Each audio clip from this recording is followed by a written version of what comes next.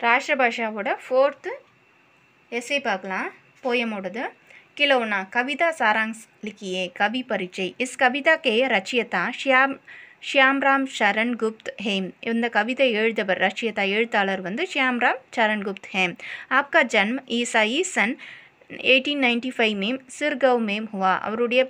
जन्म பிறப்பு सन 1895 में सिरगांव ग्रामத்தில் இருந்தது आपका राष्ट्रीय कवि मैथिली शरण गुप्त के अनुज हैं இவர் राष्ट्रीय कवि मैथिली शरण गुप्त உடைய சகோதரர்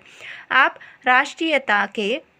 पुजारी हैं राष्ट्रीयता தேசத்து மேல பற்று உடையவர் அதை போற்றக்கூடியவர் मौर्य विजय दूर बादल आरती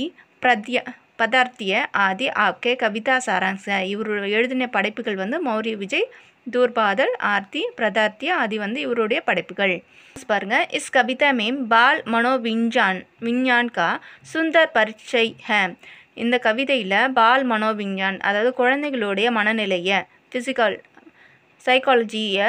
அழகாக எடுத்து சொல்லியிருக்காரு பரிச்சயத்தை நம்மளுக்கு எடுத்து சொல்லியிருக்காரு बच्चों के लिए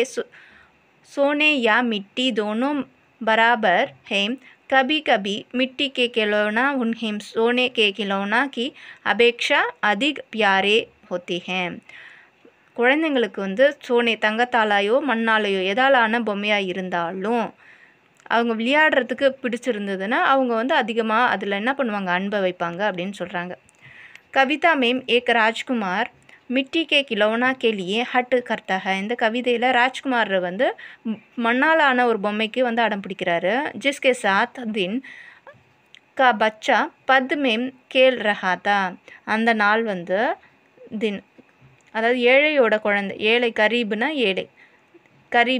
கரீப்னா ஏழையோட குழந்தை பச்சா பத் மேம் खेल रहा था விளையாடி கொண்டிருந்தான்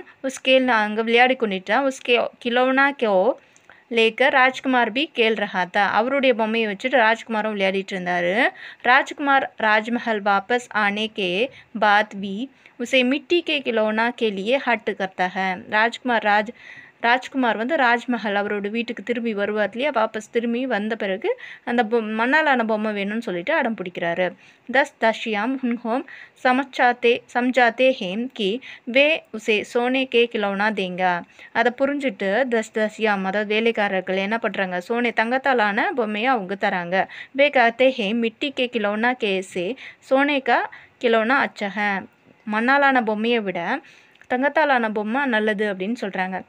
लेकिन आनालों राजकुमार कहता है कि मिट्टी का हो या सोने का அது மண்ணோ இல்லை தங்கமோ எதால் இருந்தால் என்ன ஜிஸ் கிலோனா கே சாத் வகு பத் மேம் கேள் ரஹா தா எனக்கு வந்து அந்த பொம்மை தான் எனக்கு வேணும்னு சொல்லி அடம் பிடிக்கிறாரு வகி கிலோனா சாகியே அந்த பொம்மை தான் எனக்கு வேணும் கியோங்கி ஏனெனில் உஸ்மே படா ஆனந்த் ஆத்தா அது விளையாடும் போது எனக்கு ரொம்ப சந்தோஷமாக இருக்குது அப்படின்னு சொல்கிறாரு चलते चलते राजकुमार अधिक हट करने लगा போக போக ரொம்பவும் ராஜ்குமார் அதிக ரொம்பவும் அடம் பிடிக்கிறாரு உஸ்னே சபி ஸ்வர்ண கே சிஞ்சோம் கே பேங்க் தியா எல்லா தங்கத்தாலான பொருட்களையும் என்ன பண்ணுறாரு தூக்கி எறிகிறாரு கியோம்கி எதுக்காக உசே மிட்டிக்கா வகு கிலோனா கி பசந்த் அந்த பொம்மையாலான அந்த மண்ணாலான பொம்மையை பிடிச்சதுனால அதை எல்லாத்தையும் தூக்கி எறிகிறார் பச்சோம் கா ஸ்வபாப் படா விசித்திர ஹோத்தா குழந்தைகளுடைய ஸ்வபாப் அவங்களுடைய திங்கிங் வந்து ரொம்பவும் விசித்திரமாக இருக்கும் அப்பனே பசந்துக்கு சிஞ்சோம் சோனே யா மிட்டி அவங்க பிடிச்ச ஒரு பொருள் வந்து தங்கத்தாலானதோ மண்ணாலானதோ உஸ்கே உன்ஹோம்னே கோய் சிந்தா நஹீம் அதை பற்றி அவங்க கோய் சிந்தா கொஞ்சமும் கவலைப்பட மாட்டாங்க வரி பண்ண மாட்டாங்க இஸ் கவிதா மேம் ராஜ் ஹட்டுக்கு ததா பாலக் ஹட்டுக்கா வர்ணன் மண் கோ சூச் லேத்தா இந்த கவிதையில் ராஜ்குமாரனுடைய பிடிவாதமும் பால் ஹட்டு அதாவது ஏழை குழந்தையோட பிடிவாதமும் மனசை தொடுற மாதிரி இருக்குது அப்படின்னு சொல்கிறாங்க